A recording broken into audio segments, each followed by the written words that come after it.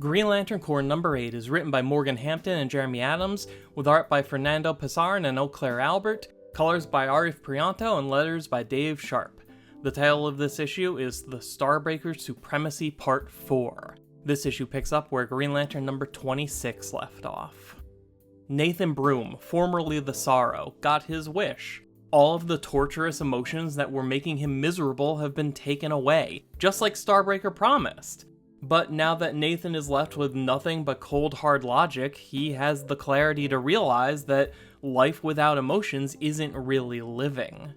Meanwhile, some of the Sun Eaters are starting to get tired of taking orders from Starbreaker, and seem ready to rise up against him. But there might not be time for that, since the Lanterns and the entities have already arrived. For the first time in this whole run, Starbreaker looks afraid as he calls for help from the other Sun Eaters. He never imagined the enemy would be able to keep fighting after being cut off from the emotional spectrum, and now all Starbreaker can think to do is overpower them with sheer force. Both of the Sun Eaters who fled from the Source Wall are given new rings that quickly regrow their severed hands just in time for the fighting to start. The Lanterns ride into battle atop the entities, each brandishing a comically large weapon. Hal and Carol have swords, Razor has a mace, Kilowog has spiked gauntlets, Jessica has a bow and arrow, Sinestro has a cool scythe, and then Joe has a hammer. Not a hammer designed for combat, just a regular hammer you would use to build a deck.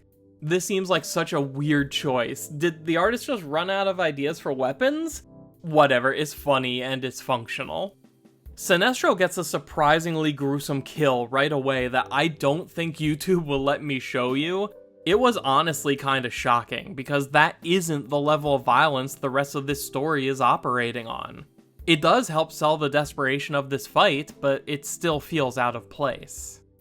In the middle of all the chaos, Jo gets knocked off of the Greed entity, and her Orange Lantern powers immediately fade away. Guy catches Jo and pulls her onto the Compassion entity with him, and she's immediately filled with the power of an Indigo Lantern.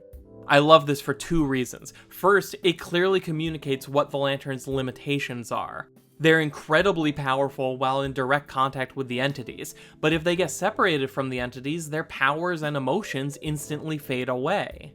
The second reason this scene is useful is because it gives us the context we need to understand that something else is going on. A Sun Eater flies into the Predator's mouth and consumes its energy from the inside, killing the Predator. And yet Carol's powers are fine. Back in part 1 of this crossover, they theorized that there must be some other Star Sapphire power source out there somewhere, since Carol didn't lose her powers after the central battery on the planet Zamaron was destroyed. This all but confirms it, since she's clearly not relying on the Predator to keep her ring charged. That does beg the question, where could her secret power source be? Carol's powers and emotions were erased just like everyone else's at the start of all this, so you would think that Starbreaker got her power source along with the rest of the emotional spectrum. But clearly he didn't, because it's still working right now. I'm going to throw a wild theory out there.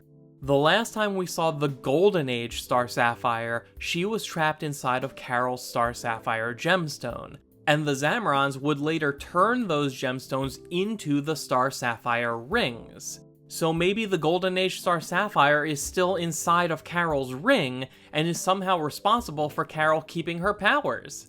Now, the Golden Age Star Sapphire didn't have emotional spectrum powers, or even use the power of love, but that can be explained away by the fact that she did have strange powers from the 7th dimension that kinda just let her do whatever she wants. I don't know, I'm probably completely wrong, but we'll most likely find out pretty soon. This battle is pure chaos, and I love it. None of the problems I had with the action scene last issue are present this time. It's a massive brawl that maintains a breakneck pace without ever losing track of what any of the characters are doing. And throughout all of it, Nathan Broom just stands there, thinking. He sees Carol and Hal fighting side by side, driven by their love and their will, and without any emotions to get in the way, Nathan can acknowledge how good they are together. He finally understands what it means to steal the light from other people, to wipe away the emotions that drive them. He comes to the conclusion that it isn't right. So, Nathan does an Emerald Twilight. He walks into the Sorrow Central Battery and it explodes. I kind of love the fact that the fatal flaw in Starbreaker's plan is that he didn't realize how much people love to blow up central batteries. Nathan is presumed dead, but I think he probably survived. One of the covers to Green Lantern Corps number 7 showed Nathan riding on top of a huge bird, so maybe he finds the Sorrow entity inside of the central battery and merges with it like Hal did the last time someone did an Emerald Twilight. With the Sorrow battery destroyed, a massive wave of light is released back into the universe, seemingly putting everything back to the way it was before the Sorrow battery was activated.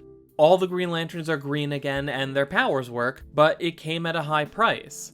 All of the entities were killed in the explosion. I won't mince words, I hate this.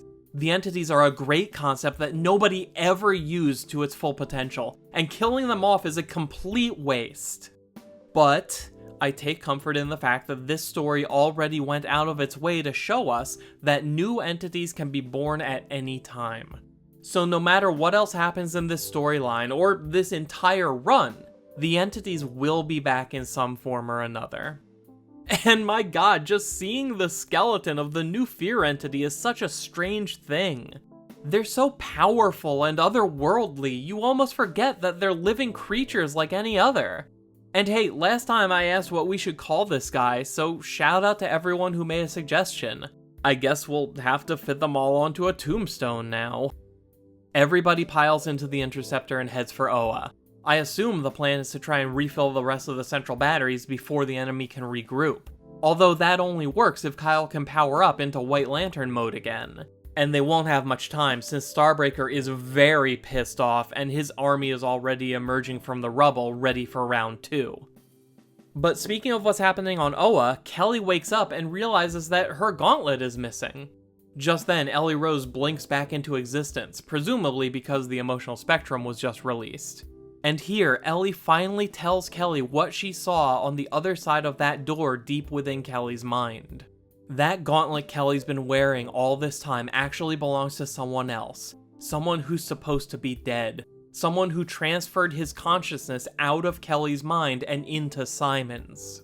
His name is Crona, and he's done hiding. So, after all this time and all that speculating, it turned out to be Crona, the Renegade Guardian, not to be confused with all the other Renegade Guardians. And you know what? The art on this last page looks great, but that's the only thing I like about this reveal. I've been reading Green Lantern for so long, and I've seen Crona come back so many times. So for me, this didn't feel like a big shocking reveal. It felt like, oh, it's Crona again. This feels like the easiest and the least creative answer they could have come up with for the long-running mystery of Kelly's gauntlet. It's also the one answer that seemed to have already been ruled out.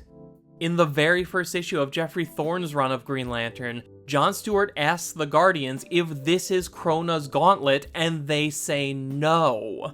Crona did make a gauntlet similar to this a very long time ago, but it's still locked away in a vault on Oa.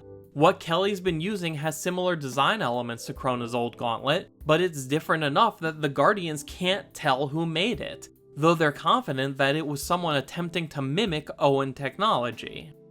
And if I'm being totally honest, this still does leave room for it to be made by Crona, but I think that goes against the intent of this scene.